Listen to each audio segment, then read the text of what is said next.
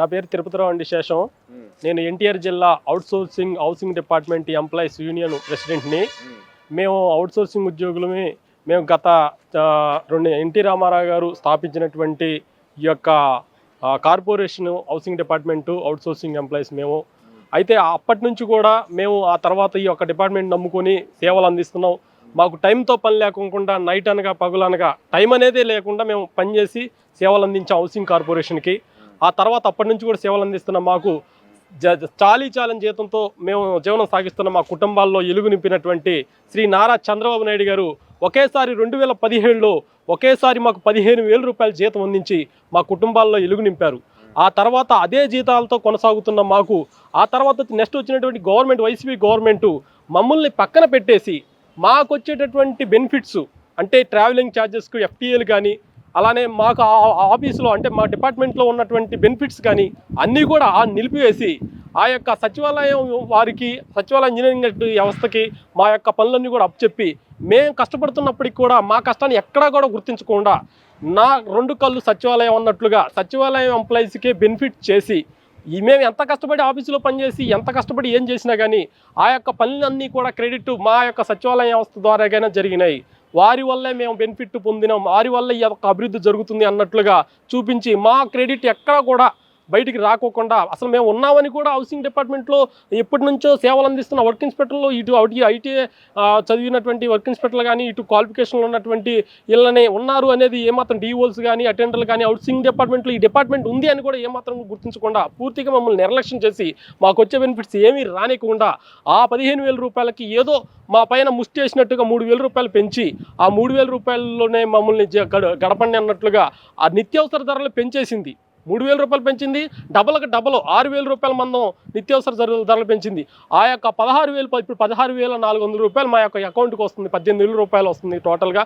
PF cut అయిపోయి 16,400 రూపాయలు అకౌంట్లోకి వస్తుంది. ఆ 16,000 రూపాయల్లోనే 6,000 రూపాయలు మేము ట్రావెలింగ్ ఛార్జెస్ల నిమిత్తం మాకు వచ్చే అంతకుముందు ఎఫ్టీఏ వచ్చేది, ఆ ఎఫ్టీఏ అనేది ఆఫ్ చేశారు. ఆఫ్ చేయడం వల్ల ఇప్పుడు మేము ఫీల్డ్లోకి మండలం మొత్తం తిరగాలంటే ఆ యొక్క 5,000 6,000 రూపాయలు మేము ఆయిల్ ఖర్చు పెట్టుకొని 10,000 9,000తో మా యొక్క ఆరోగ్య పరిస్థితులతో ఇబ్బంది పడుతున్న తల్లిదండ్రులని చూపించుకొని మా పిల్లల ఫీజులు కట్టుకొని సరిపోక ఈ నెల డబ్బులు సరిపోక మళ్ళీ 5,000 6,000 అప్పులు చేసి అప్పులు పాలై దరిద్రమైన పరిస్థితుల్లో అవుట్సోర్సింగ్ ఎంప్లాయీస్ మేము జీవనం సాగిస్తున్నాం.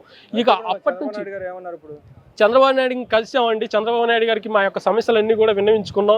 మా యొక్క లెటర్ వినతిపత్రం రూపంలో మేము సీఎం గారికి అందజేసాం. సీఎం గారు సానుకూలంగా స్పందించి తప్పకుండా మీ యొక్క సమస్యను పరిష్కరించే దిశగానే నేను తీసుకుంటాను, ఈ యొక్క సమస్యను పరిష్కరిస్తాను అనే దిశగానే మాట్లాడటం జరిగింది. మాకు హామీ ఇవ్వడం జరిగింది చంద్రబాబు నాయుడు గారు కూడా. అయితే ఈ యొక్క డిపార్ట్మెంట్లో ఉన్నటువంటి ఇప్పుడు ఏఈ పోస్టులు కానీ ఇప్పుడు అంటే సీనియర్ అసిస్టెంట్ ప్రమోషన్లకు సంబంధించి మా ఎంప్లాయీస్ అందరూ కూడా కొంతమంది రిటైర్డ్ అవ్వడం జరిగింది. ఆ యొక్క ప్రమోషన్ లిస్టులో కూడా మేము 19 సంవత్సరాలు నేను కానీ మా సీనియర్లు కూడా ఉన్నారు. మా సీనియర్లు 19-20 సంవత్సరాల ఎక్స్పీరియన్స్ ఉన్న క్యాండిడేట్లను పక్కన పెట్టేసి సచివాలయ ఇంజనీరింగ్ అసిస్టెంట్లకి ఈ యొక్క క్వాలిఫికేషన్ ఐటీఐ క్వాలిఫికేషన్ ఉన్నప్పటికీ అంటే గతంలో ఐటీఐ ఉన్న వాళ్ళే ఏఈలుగా చేసే వాళ్ళందరూ ఐటీఐ క్వాలిఫికేషన్ ఉండేవాళ్ళు. అంటే ఎలిజిబుల్ పర్సన్ ఐటీఐ అనేది ఎలిజిబిలిటీ, కానీ ఎలిజిబిలిటీ కాదని చెప్పేసి ఇప్పుడు ఇంజనీరింగ్ అసిస్టెంట్లకి ఈ యొక్క ఎంఐసీలు అనేది ఇవ్వడానికి చూస్తున్నారు. అది కాకుండా మమ్మల్ని డిపార్ట్మెంట్లో ఉన్న మమ్మల్ని గుర్తించి డిపార్ట్మెంట్ కార్పొరేషన్ ఎండానగా వానానగా పనిచేసి కష్టపడినటువంటి మాకు ఈ యొక్క ఎంఐసీ ఇన్ఛార్జీలు మాకే ఇప్పించవలసిందిగా మేము వినతిపత్రంలో సీఎం గారికి తెలియపరచడం జరిగింది. అలానే ఎన్నో ఏళ్ళుగా సేవలు అందిస్తున్న మాకు రెగ్యులర్ చేస్తానన్నారు సార్. అసెంబ్లీ సాక్షిగా లేదు సార్, మేము అసెంబ్లీ సాక్షిగా అందరూ కూడా మా అవుట్సోర్సింగ్ ఉద్యోగులు కానీ గత చాలా డిపార్ట్మెంట్ల వాళ్ళు మోసపోయాం సార్. పర్మనెంట్ చేస్తారు. గతంలో మీ సమస్యలు ఉంటే దాని పరిష్కారం కోసం గవర్నమెంట్ అసలు ఏం పనిచేయలేదా? గవర్నమెంట్ మేము తిరిగాం సార్, గవర్నమెంట్ నమ్మాం. ఆ టైంలో నమ్మి మేము ఓట్లు వేసి గెలిపించుకున్నాం. కానీ మాకు మా కళ్ళు మేమే పొడుచుకున్నట్లుగా అయిపోయింది. మేము గెలిపించావు కానీ మా హామీ ఇచ్చారు కానీ ఆ హామీ నెరవేర్చలేదు. అసలు అవుట్సోర్సింగ్ ఉద్యోగులు ఉన్నారని పక్కన పెట్టేసి మేము కష్టపడుతుంటే ఇప్పుడు లాగిన్లు అన్నీ కూడా బెనిఫిట్స్ అన్ని లాగిన్లు అన్నీ వాళ్ళకి ఇచ్చేసి ఆ పని అవ్వకపోతేనే మా మీద ఒత్తిడి పెట్టేసి ఎందుకు అవ్వట్లేదని మమ్మల్ని ఒత్తిడి పెట్టేవాళ్ళు. మేము ఫీల్డ్లో తిరిగి ఆ పని అంతా క్లియర్ చేసి వర్క్ అంతా 100% చేస్తే ఆ పని చేసిన సచివాలయ ఎంప్లాయీస్ అని వాళ్ళకి అంటే పని మాది క్రెడిట్ వాళ్ళది అట్లా చేశారు గత గవర్నమెంట్లో. టీడీపీ గవర్నమెంట్లో ఉండగా మీరు ఏదైతే చెబుతున్నారో దానికి సంబంధించిన వ్యవస్థ ఉండేది. దాని తర్వాత జగన్మోహన్ రెడ్డి గారు మీరు ఉన్నట్టు గుర్తించిన దాఖలాలు లేవు కానీ స్థలాలు పంచాడు కానీ ఇల్లు కట్టించిన దాఖలాలు లేవుగా, దానివల్ల మీరు ఏమైనా కోల్పోయారా? ఇల్లు కట్టడం కాదు సార్, అక్కడ జగన్మోహన్ రెడ్డి ఏ పని చేసినా కానీ, ఏ యొక్క పని చేసినా కానీ ఆ పని సచివాలయం వాళ్ళు చేస్తున్నారు అన్నట్లుగా లాగిన్లు అన్నీ వాళ్ళకి ఇచ్చేసేవారు. అక్కడ టార్గెట్లు ఇచ్చేసేవారు, పలానా డేట్ కల్లా అయిపోవాలి, సచివాలయం ఎంప్లాయీస్ ఉన్నారు కదా వాళ్ళు చేసేస్తారనే వాళ్ళు చేయలేని ప్రత్యక్షంలో అవి మమ్మల్ని తిప్పేవాళ్ళు. మేము తిరిగి ఆ వర్క్ మొత్తం క్లియర్ చేసేవాళ్ళం. క్లియర్ చేసిన తర్వాత ఈ వర్క్ అయిపోయింది, సచివాలయం ఇంజనీరింగ్ అసిస్టెంట్లు సచివాలయం ఎంప్లాయీస్ చేశారని సచివాలయం వాళ్ళు బెనిఫిట్ వాళ్ళంటే సచివాలయంలో కోవిడ్ ఆపారు. వాళ్ళు లేకపోతే కోవిడ్ ఆగదు, ఇంకా ఎదురుమించేది అన్నట్లు పబ్లిసిటీ చేసేవాళ్ళు. చివరికి అది కష్టపడి అక్కడ తిరిగిన ఎంప్లాయీస్ని ఏ డిపార్ట్మెంట్లో ఎంప్లాయీస్, హౌసింగ్ డిపార్ట్మెంట్ ఏ డిపార్ట్మెంట్ సరిగ్గా గుర్తించలేదు సార్ ఆ టైంలో.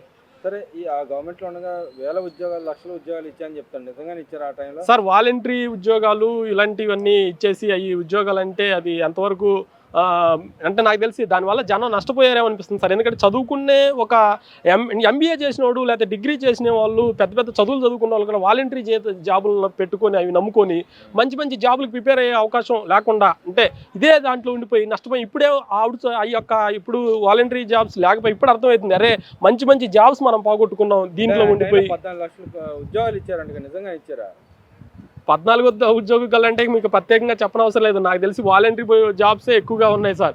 అదే నాకు తెలిసి డిఎస్సి అనే నాకు తెలిసి ఆ టైంలో వదిలేరా లేదా అనేది మీకు ప్రత్యేకంగా ఎవరికి చెప్పనవసరం లేదు సార్. ఇప్పుడు మా యొక్క సమస్య ఏంటంటే గతంలో ఎఫ్టీఏ వచ్చేది సార్, మాకు ట్రావెలింగ్ ఛార్జెస్ తిరిగేటప్పుడు ఎఫ్టీఏ అనేది వచ్చేది మాకు.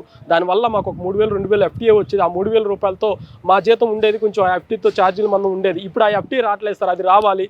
అలానే ఐటీఐ క్వాలిఫికేషన్ ఉన్నాడు కూడా ఎలిజిబిలిటీ, గతంలో ఉన్నటువంటి మా యొక్క ఏఈలు కానీ మా సీనియర్లు అందరూ కూడా ఐటీఐ క్వాలిఫికేషన్ ఎలిజిబిలిటీ పర్సన్స్ అనమాట.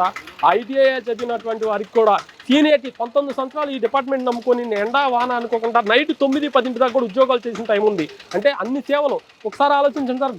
ఇప్పుడున్న గవర్నమెంట్ 5 లక్షల ఇల్లు కట్టిస్తానని చెప్పింది, 5 లక్షలు కట్టించలేకపోయింది. గతంలో ఒక్క వర్క్ ఇన్స్పెక్టర్ మండలానికి ఉండి మేము 9 లక్షలు 10 లక్షల ఇల్లు మేము కట్టించడం జరిగింది. అది ఒక్క వర్క్ ఇన్స్పెక్టర్ మండలం మొత్తం తిరిగి. ఇప్పుడు అదే విలేజ్కి ఒక సచివాలయానికి ఇంజనీరింగ్ అసిస్టెంట్ ఒక్కొక్క మండలానికి 10-20 మంది ఇంజనీరింగ్ అసిస్టెంట్లు పనిచేస్తున్నా కానీ 5 లక్షల ఇల్లు కట్టించలేకపోయారు. అంటే మేము అంత కష్టపడి పనిచేసామని ఒక్క వర్క్ ఇన్స్పెక్టర్ మండలం మొత్తం తిరిగి. ఇదిగో సార్ మేము గత జీవో సార్, ఈ జీవోలకు సంబంధించి మాకు ఐటీఓ వాళ్ళకు కూడా ఎలిజిబిలిటీ ఉంది సార్, గతంలో ఇచ్చారు సార్ ఆ జీవోలకు సంబంధించివి. తర్వాత మాకు ఎఫ్టీఏ వచ్చేసారు, గతంలో ఎఫ్టీఏ వచ్చేసారు, ఆ ఎఫ్టీఏ రావట్లేదు.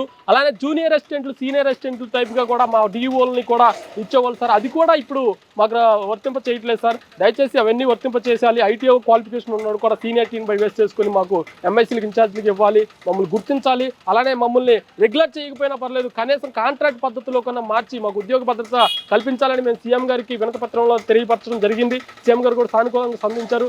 మా సమస్యలు పరిష్కరించాలని మా యొక్క యూనియన్ తరపు నుంచి నేను డిమాండ్ చేస్తున్నానని రిక్వెస్ట్ చేసి సీఎం గారికి వేడుకుంటున్నామండి. ధన్యవాదాలు.